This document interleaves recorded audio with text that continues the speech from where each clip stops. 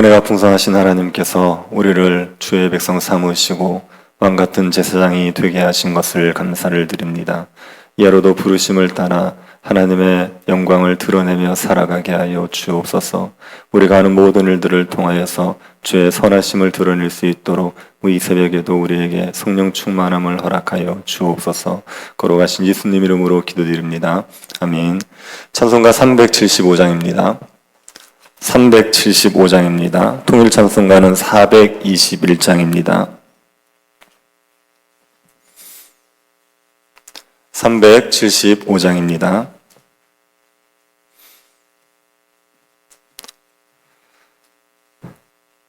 나는 갈 길 모르니 주여 인도하소서. 어디 가야 좋을지 나를 인도하소서. 어디 가야 좋을지 나를 인도하소서. 아무것도 모르니 나를 가르치소서. 어찌해야 좋을지 나를 가르치소서. 어찌해야 좋을지 나를 가르치소서. 아이같이 어리니 나를 도와주소서. 힘도 없고 약하니 나를 도와주소서. 힘도 없고 약하니 나를 도와주소서. 마음심이 슬프니 나를 위로하소서. 의지 없이 다니니 나를 위로하소서. 의지 없이 다니니 나를 위로하소서.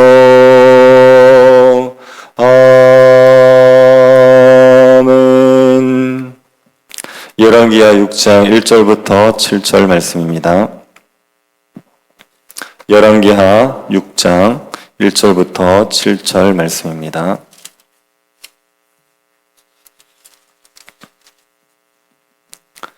찾아서 한 절씩 교독하도록 하겠습니다. 열왕기하 6장 1절부터 7절입니다. 찾으셨으면 교독하겠습니다. 선지자의 제자들이 엘리사에게 이르되 보소서, 우리가 당신과 함께 거주하는 이곳이 우리에게는 좁으니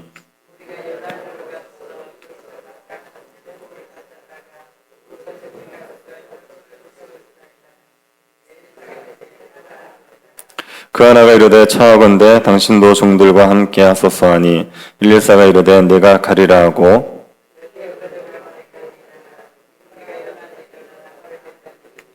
한 사람이 나무를 벨 때에 새도끼가 물에 떨어진지라. 이에 외쳐 이르되 아 내 주여 이는 빌려온 것이니이다 하니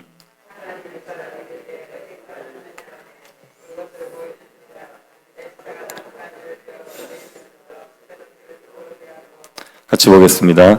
이르되 너는 그것을 집으라 하니 그 사람이 손을 내밀어 그것을 집으니라. 아멘. 우리가 어떤 일을 하다가 보면 낭패를 보는 경우가 있습니다. 뜻하던 대로 일이 되지 않고 몹시 딱한 형편에 처할 수가 있습니다. 그래서 중도의 일을 포기하는 경우도 있지요. 가끔 보면 큰 건물이 공사가 중지된 채 방치되는 경우가 있습니까?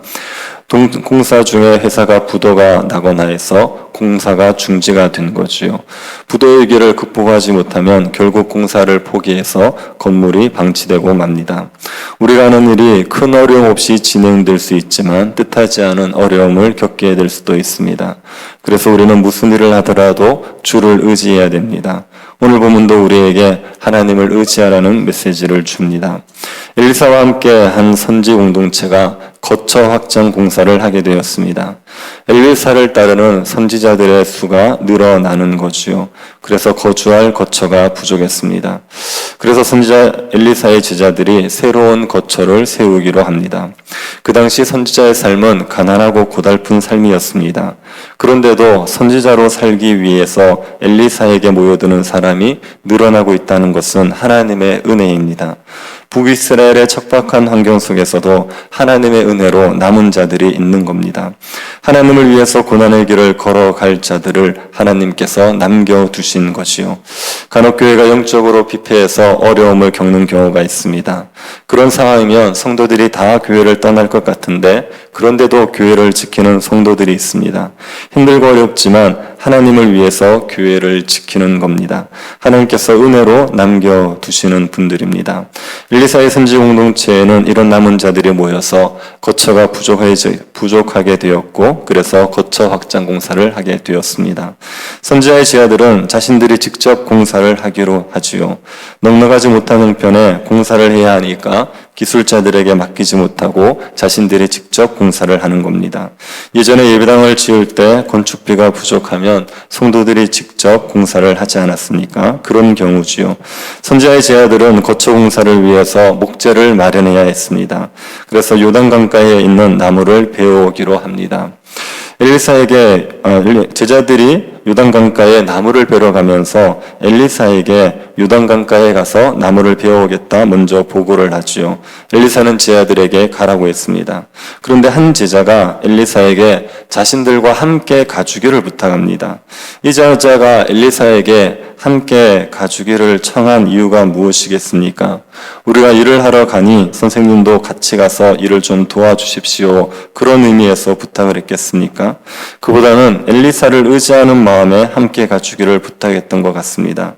자신들이 전문적인 벌목꾼도 아니고 목재를 마련한 일이 익숙한 일도 아니니 스승 엘리사가 함께 해주면 힘이 될 것 같아서 같이 가자고 한 것 같습니다. 엘리사가 그 제자의 청을 받아들여 함께 가지요. 그래서 엘리사가 제자들과 함께 요단강에 나무를 베러 갑니다. 다 같이 나무를 베고 있던 중에 한 제자가 도끼질을 하다가 쇠도끼를 물에 빠뜨렸습니다. 도끼가 자루에서 빠져 날아갔는데 하필 요단강 쪽으로 날아가서 물에 빠진 겁니다. 도끼를 물에 빠뜨린 제자가 절망을 하지요. 아, 내 주여, 이는 빌려온 것이니이다. 그 당시 도끼는 값비싼 물건입니다. 가난한 선지자들이 비싼 도끼를 살 수가 없습니다.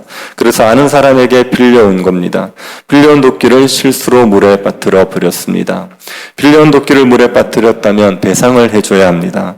율법을 보면 가축을 빌려왔는데 임자와 함께 있지 않을 때 가축이 상하거나 죽으면 반드시 배상을 해주게 했습니다. 이 규정을 근거로 생각해 보면 도끼를 빌려왔는데 잃어버렸으면 당연히 배상을 해줘야 합니다. 백성들에게 율법을 지키도록 요구해야 하는 선지자라면 당연히 이 율법을 지켜서 배상을 해줘야 됩니다. 그런데 문제는 돈이 없다는 거지요. 도끼를 빌려서 나무를 해야 하는 판인데 도끼를 구입할 돈이 어디 있겠습니까? 그래서 탄식이 나옵니다. 아, 내 주여, 이는 빌려온 것이니이다. 그리고 도끼를 잃어버려서 공사에도 차질이 생겼습니다. 비싼 도끼를 여러 개를 빌려올 수는 없었을 것이고 한 개 혹은 두 개를 빌렸겠죠. 그런데 한 개를 잃어버렸으니 나무 베는 일이 매우 어려워졌습니다. 선지자들은 이래저래 어려움에 처했습니다. 일을 하다가 보면 이런 경우들이 있습니다. 어떤 분은 건물을 짓는 도중에 공사하던 인부가 높은 곳에서 떨어져서 장애를 가지게 되어서 큰 어려움을 겪었다 하는 분의 이야기를 들은 적이 있습니다. 예기치 못한 어려움들이 있습니다. 그래서 어떤 일을 하든지 간에 하나님의 은혜를 구하고 시작해야 됩니다. 선지자의 제자들이 나무를 하러 가면서 엘리사에게 같이 가자고 하지 않았습니까? 선지자의 제자들은 엘리사가 없더라도 얼마든지 나무를 할 수 있지 않습니까? 그런데도 함께 가자고 한 거지요. 우리끼리 쉽게 할 수 있는 일이라 생각하지 않고 주의 도우심이 필요하다는 것을 인정하고 함께 가자고 하는 겁니다. 우리에게 이렇게 겸손히 하나님을 의지하는 마음이 있어야 됩니다. 우리가 보기에는 수월해 보이는 일들이 있습니다. 우리 힘으로 얼마든지 할 수 있을 것 같은 일들이 있습니다. 그런 일들은 기도하지 않고 그냥 할 수 있습니다. 그런데 어떤 일이 생길지 모릅니다. 쉽게 할 수 있는 일인 것 같았는데 도끼를 물에 빠뜨리는 같은 돌발 상황들이 생길 수 있습니다. 그래서 지혜자는 범사의 그를 인정하라 이렇게 얘기했습니다. 큰 일에만 그를 인정하지 하고 힘든 일에만 그를 인정하고 그렇게 하지 말고 모든 일에 그를 인정하라고 한 겁니다. 큰 일이든 작은 일이든 우리는 겸손히 주를 의지해야 됩니다. 일하기 전마다 주님이 함께하여 주시기를 간구해야 됩니다. 그리고 낭패를 당하게 되면 당하거나 낙심하지 말고 하나님의 도움을 구해야 되죠. 도끼를 물에 빠뜨린 제자는 엘리사에게 사정을 말하면서 도움을 구했습니다. 그러자 엘리사가 묻습니다. 어디 빠졌느냐? 도끼가 빠진 곳이 어딘지를 묻습니다. 제자가 빠진 곳을 가르쳐 줍니다. 그러자 엘리사가 나뭇가지 하나를 베어서 물에 던져 넣습니다. 엘리사가 던진 나뭇가지는 물속으로 들어가서 쇠도끼를 건져 올렸습니다. 이건 정말 믿기 어려운 일이지요. 나뭇가지는 물에 뜨지 않습니까? 물에 가라앉지 않습니다. 그런데 나뭇가지가 물속에 들어가서 스스로 도끼 자루가 되어서 도끼를 물 위에 떠오르게 했다. 이건 정말 믿기 어려운 이야기입니다. 그런데 하나님께서 천지를 창조하신 분이라는 것을 믿는다면 못 믿을 이야기도 아닙니다. 무의 소유를 창조하신 하나님이 물에 빠진 도끼를 나뭇가지로 건져 올리는 일은 얼마든지 하실 수 있습니다. 엘리사가 기적의 방법으로 잃어버린 도끼를 되찾게 했습니다. 그래서 제자들의 근심이 사라지게 해줬고 공사를 잘 마칠 수 있도록 도와줬습니다. 우리가 일을 하다가 보면 낭패를 볼 수 있습니다. 그때 하나님의 도움을 구하면 됩니다. 우리가 보기에는 방법이 없습니다. 아무리 생각해도 해결할 수 있는 방법이 없습니다. 그런데 하나님께서는 예상하지 못한 방법으로 우리의 문제를 해결해 주십니다. 우리가 이 하나님을 믿고 낭패를 만나면 하나님께로 달려가야 합니다. 하나님께서는 대단히 거창한 문제에만 관심을 기울여 주는 분 아닙니다. 나라의 운명이 달린 문제, 그런 문제에만 관심을 기울여서 기도를 들어주시는 분이 아니라 우리의 삶의 사소한 문제에도 관심을 가지고 기도를 들어주십니다. 남들이 보기에는 뭐 저런 문제를 가지고 하나님께 구하나 싶을 수 있지만 우리에게는 중요한 문제들이 있지 않습니까? 우리를 괴롭게 하는 문제들이 있습니다. 그런 문제들 하나님께서 얼마든지 관심을 가지고 우리의 기도에 응답해 주십니다. 우리가 이 하나님을 의지하며 나아가야 됩니다. 우리가 새 교회당을 건축하면서도 무시로 하나님을 의지할 수 있기를 바랍니다. 새 교회당 건축하는 일은 큰일입니다. 우리의 힘으로 감당할 수 없는 큰일입니다. 우리가 예측하지 못한 여러 가지 어려움이 있을 수 있습니다. 우리의 힘으로 할 수 있다고 생각하지 말고 하나님을 의지해야 되지요. 겸손히 하나님을 의지하고 하나님의 도우심을 구해야 됩니다. 그리고 어려운 일이 있을 때마다 하나님 앞에 무릎을 꿇읍시다. 우리에게는 방법이 없지만 주님에게는 방법이 있습니다. 하나님을 의지하면 하나님이 우리의 문제를 해결해 주십니다. 오늘도 하루 동안 범사의 주를 인정하면서 어려운 일을 만날 때마다 주께 도움을 구하는 주의 백성들이 될 수 있기를 간절히 바랍니다. 자비하신 하나님, 우리에게 주님의 백성으로서 주의 보호하심과 인도하심 속에 살아가게 하시니 감사드립니다.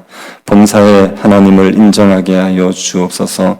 우리의 능력 의지하지 말고 우리의 지혜를 의지하지 말고 하나님만을 의지할 수 있게 하여 주옵소서.